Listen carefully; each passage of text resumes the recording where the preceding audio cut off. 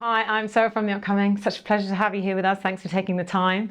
Maybe you could just kick off with a brief intro to this incredible, incredibly unique film, Hoard. For people who don't know anything about it, what can they expect? I guess it really is just a tale of womanhood, how grief sort of manifests and plays hide and seek with you over time, and that it never really goes away. It just simply, disguises itself in things and smells and feelings, and yeah, that is what our film's about, essentially. And I know this film comes from a really intensely personal place for you. I mean, not necessarily strictly autobiographical, but you're at a certain time in your life when the idea kind of came to you.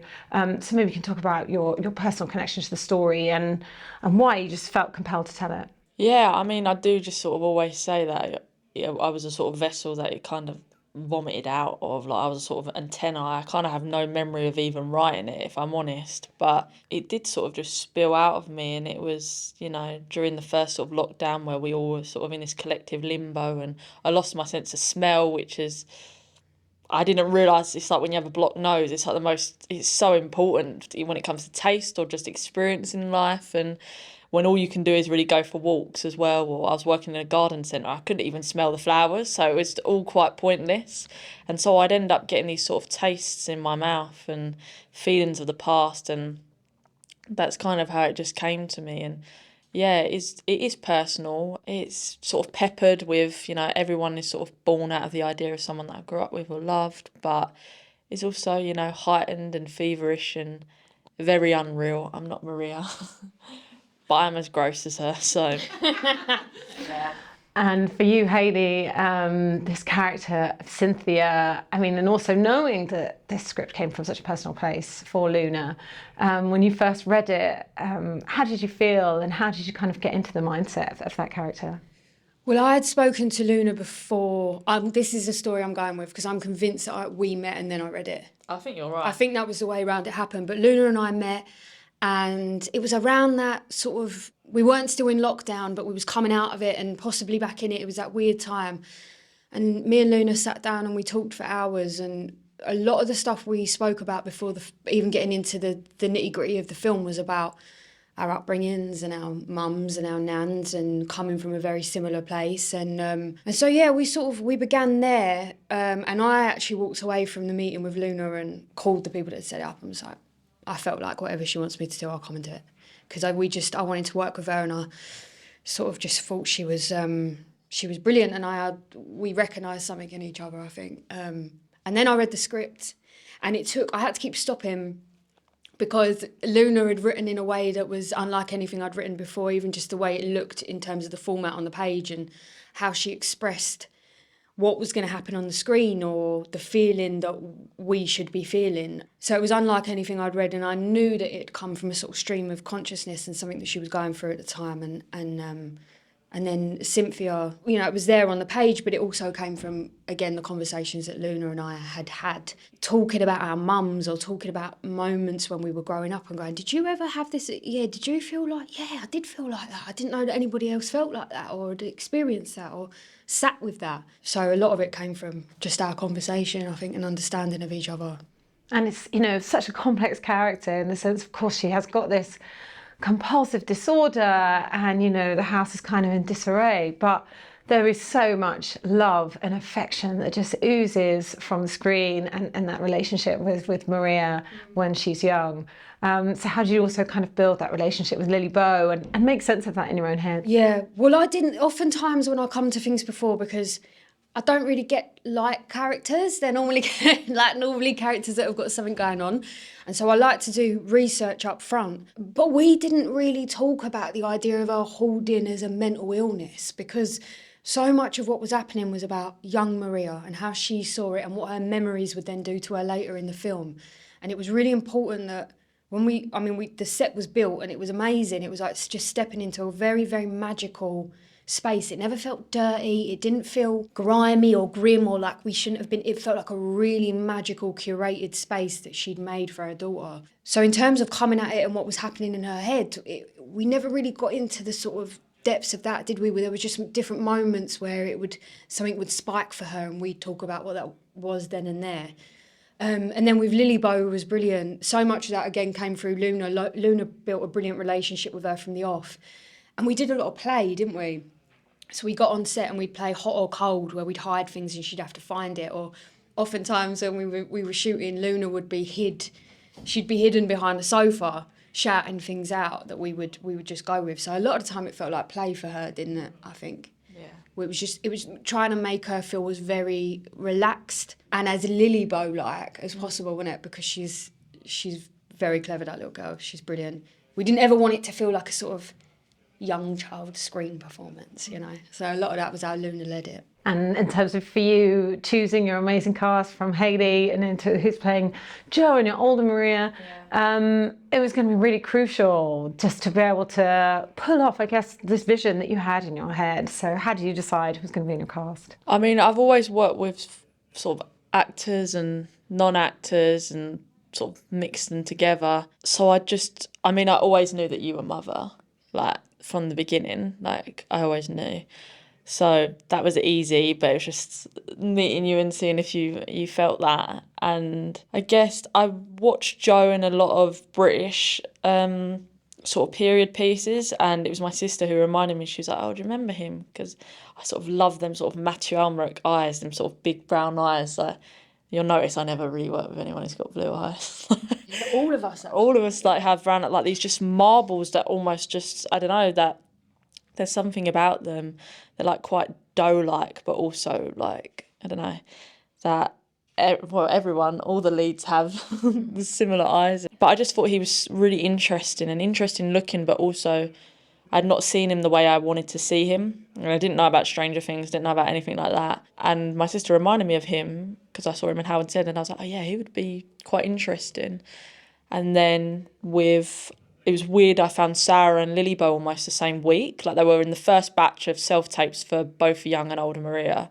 As soon as I saw Sarah, I knew instantly, because I always knew Maria would sort of be almost someone who was a dancer, to understand the rhythm of the language, but also the movement, because she is so animal-like. To find actually a little one, there was just something about her self-tape, and when I met her, that we just spoke the same language. Sort of lucky that childhood quality hasn't been sort of murdered in me, and that I still have that sort of like inquisitiveness, and I feel like I can speak to children like and not in a patronising way, but I feel like my brain just operates quite like how it still did when I was that age. I met a lot of children, and they felt like children of now, but when I met Lily, it was like an understanding of that seasons have different colours, and that Halloween is purple, and just these kind of sort of symphasasia, like someone who you know understands that sentences have colours and numbers have colours and words have colours.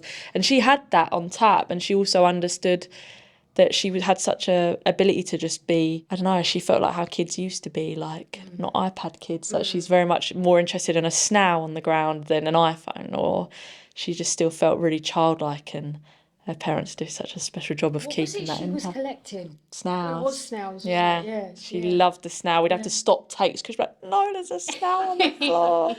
Yeah. And in terms of the way it's shot, I mean, you know, it just feels so visceral. I mean, you know, talking about smells and how they can trigger memories and sensations and sounds. I mean, the way you recreate that, and also this real kind of juxtaposition of moments that feel intensely realistic and then other moments being really surreal. So how did you approach that? And did you take influences from any other filmmakers in that sense? And what did you want to achieve by making it such an experience like that to watch? I haven't loved a lot of British films coming out the past couple of decades, especially if they are dealing with topics of sort of people from working class backgrounds. I've never really felt the vibrancy of like what I felt from the worlds that we come from, and that I didn't understand why they always had to be quite bleak or grim. I don't know, they just didn't feel wild or carnal or feral and fun like my upbringing has been in the world that I've grew up in. And so I've always been conscious of not doing that, and that actually I feel like our films were way more progressive in Britain in the 60s and 70s. Like, you watch someone and people will sound like us, but it'll be like Nicholas Roeg film, and it'll be crazy. It'll be like Mick Jagger in performance, or the Joseph Losey's, and something like Deep End, like with Jerzy Skolomowski. Like, they're absurd, they're weird, they're funky, and yet you don't have to over-explain where these people are from. It's running underneath naturally, so it doesn't feel artificial and poised in the way that I felt like a lot of films have felt as of late. And I really wanted to infuse it with a lot of them films. And there's a lot of odes to sort of like Nick Rogue and sort of even like the sort of BFI Flipside films like I Start Counting. Even in soundtrack, I wanted it to not sound like the 80s or 90s in terms of score. I wanted it to feel like something like a Basil Kirchin had scored. Yeah, and also there was two different lenses. We used two different lenses for the more grounded world, which I called the Alan Clark world. And then for the more absurd and feverish, we had a different kind of lens, a Cower lens, that made everything feel slightly off. That's how we could distinguish between when things have slipped into that sort of other realm, and that's how I kind of knew and kept track.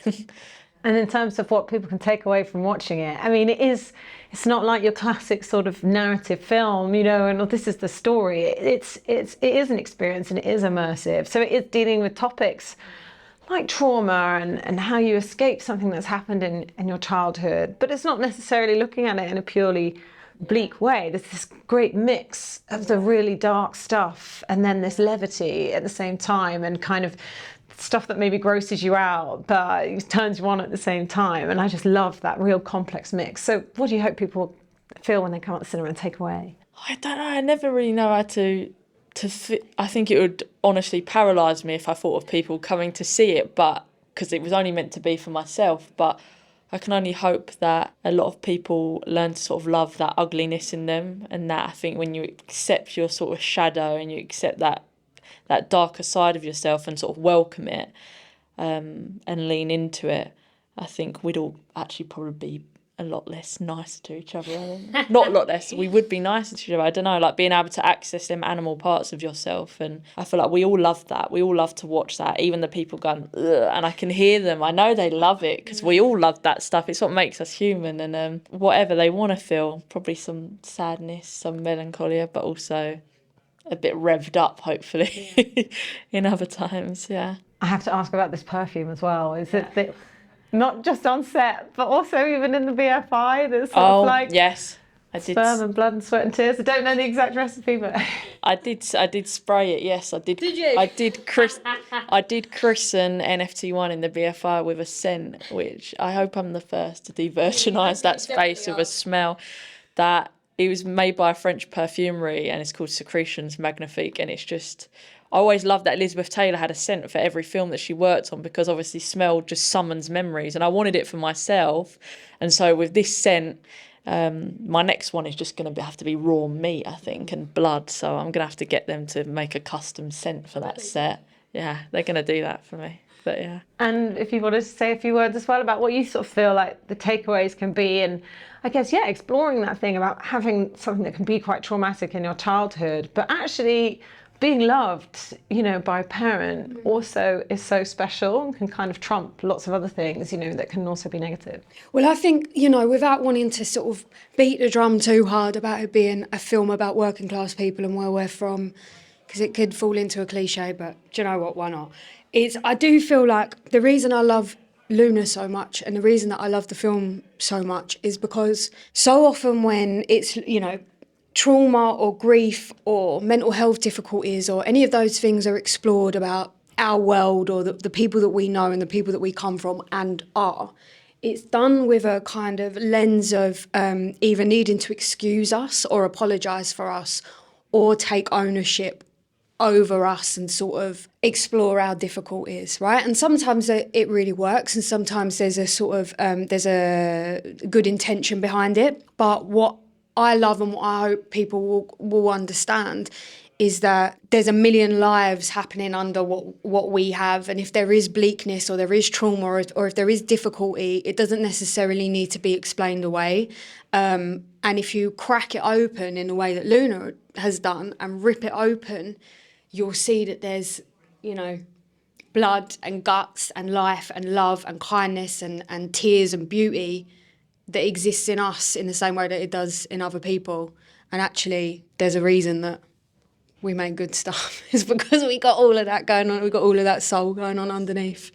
So yeah, I'd say that. And just very quickly, finally, you know, I guess with a film like this, you don't really know how it's going to be received. And just this incredible reception you've had, all the film festivals, does that feel quite vindicating for you? Almost like that fearless filmmaking and not following anyone else's rules. There's an appetite for that out there. And You know, does that also inspire you for what you might be doing next? It's strange. I think if it's always enough for just me, my words for me, that will be enough.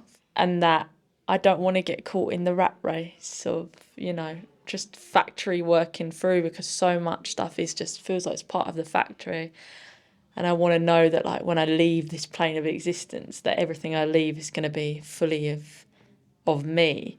I'm in no rush to be back on a film set, even though I'm being hyenaed and rushed. Not by Hayley. The way I looked at Hayley, I was like, A little bit vomit. but it also just feels like home. Like, that's where I feel most natural, is on set and writing, and I just enjoy it. So, and I love film. I eat it for breakfast. Yeah, it is just like, I love it. So There's an integrity to Luna that I think needs to be protected in terms of her work going forward. And I think that it's great that people are seeing what you can do, but there is a version of it in this industry where you can't ever win. You know, taste change according to what's dictated from wherever. But if Luna's integrity is protected, then what she'll do going forward is going to be like proper, I think. There you go. Thank you so much for sharing that with me. Congratulations on this incredible film. thank you. And best of luck with whatever you do next. Thanks a lot. Thank you so much.